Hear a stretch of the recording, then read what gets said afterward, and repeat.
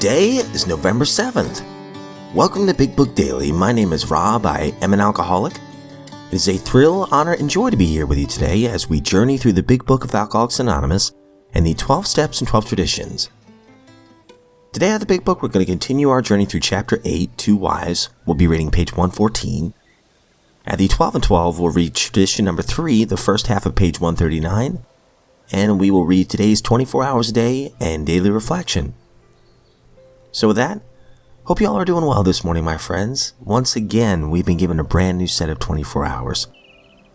Clean slate, another opportunity, another window to work the program and live an honest life of integrity. And that is always exciting. So with that, let's get to the good stuff.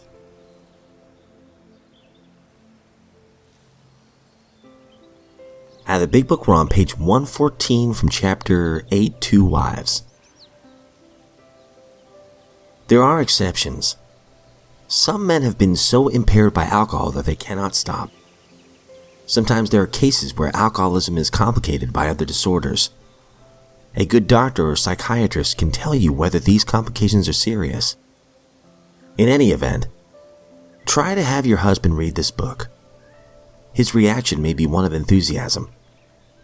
If he is already committed to an institution, but can convince you and your doctor that he means business, give him a chance to try our method, unless the doctor thinks his mental condition is too abnormal or dangerous. We make this recommendation with some confidence. For years, we've been working with alcoholics committed to institutions. Since this book first published, AA has released thousands of alcoholics from asylums and hospitals of every kind. The majority have never returned. The power of God goes deep. You may have the reverse situation on your hands.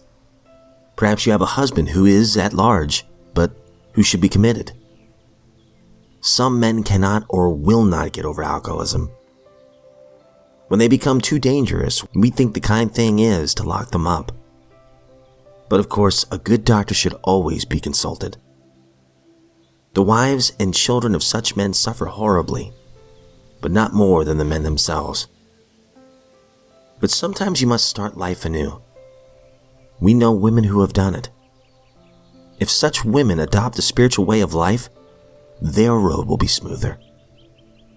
If your husband is a drinker, you probably worry over what other people are thinking, and you hate to meet your friends. You draw more and more into yourself, and you think everyone is talking about the conditions at your home. You avoid the subject of drinking even with your own parents. You do not know what to tell the children. When your husband is bad, you become a trembling recluse, wishing the telephone had never been invented.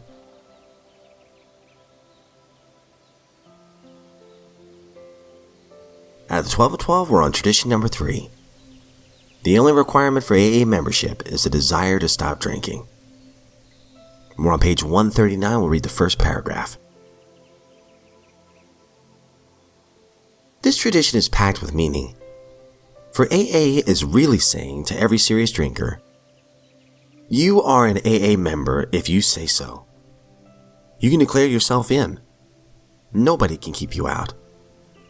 No matter who you are, no matter how long you've gone, no matter how grave your emotional complications, even your crimes, we still can't deny you AA. We don't want to keep you out. We aren't a bit afraid that you'll harm us, never mind how twisted or violent you may be. We just want to be sure that you get the same great chance for sobriety that we've had. So you're an AA member the minute you declare yourself.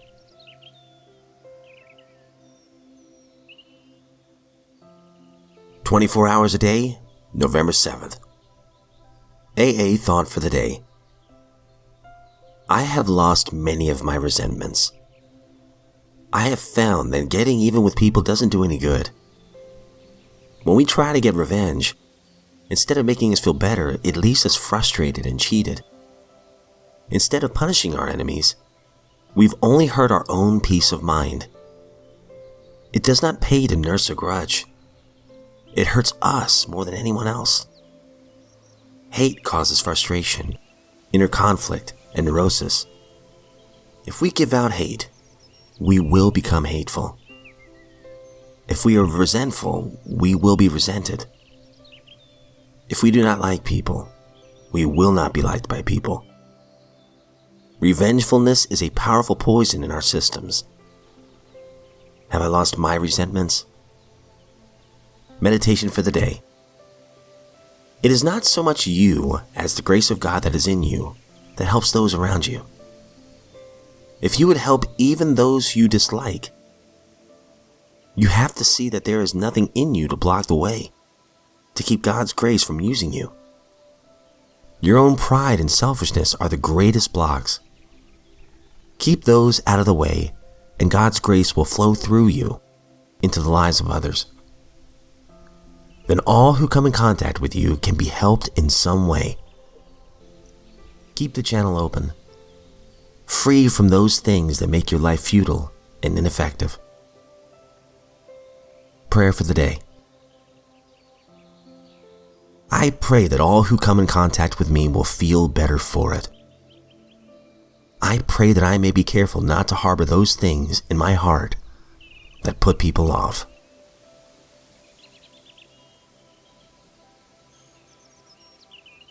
Daily Reflection, November 7th. Let go and let God. Praying only for the knowledge of His will for us and the power to carry that out. 12 Steps and 12 Traditions, page 96.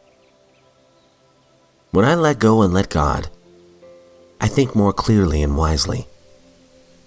Without having to think about it, I quickly let go of the things that cause me immediate pain and discomfort, because I find it hard to let go of the kind of worrisome thoughts and attitudes that cause me immense anguish.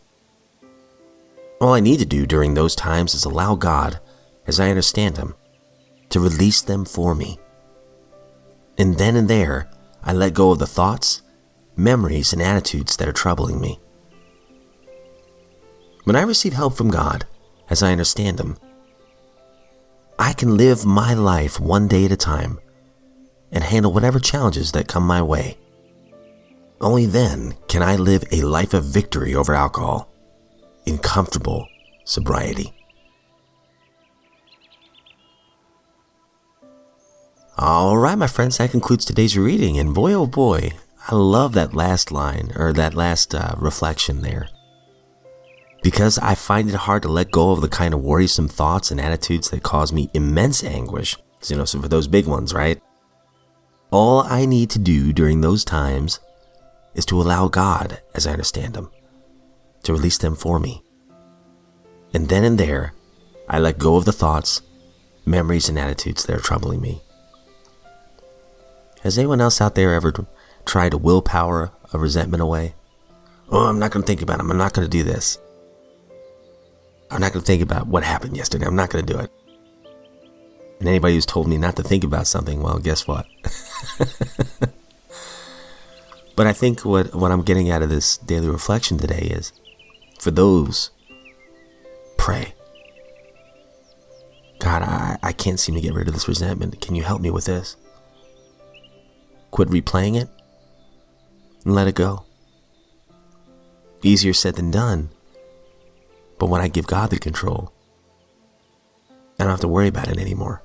I don't have to. It's a choice if I'm worrying about it. So with that, that's all we have time for today, my friends. I hope you all have a great day today. As always, I don't speak on behalf of AA or NA or Al-Anon or any other sect. I'm just a friend in this lifeboat of recovery, and I am really honored to be here today. If you are sober, you're a miracle. I hope you understand that. And if you are not sober today, you're still drinking, you're a miracle as well, because you have a brand new opportunity. You're alive today to change, to make that first step toward change.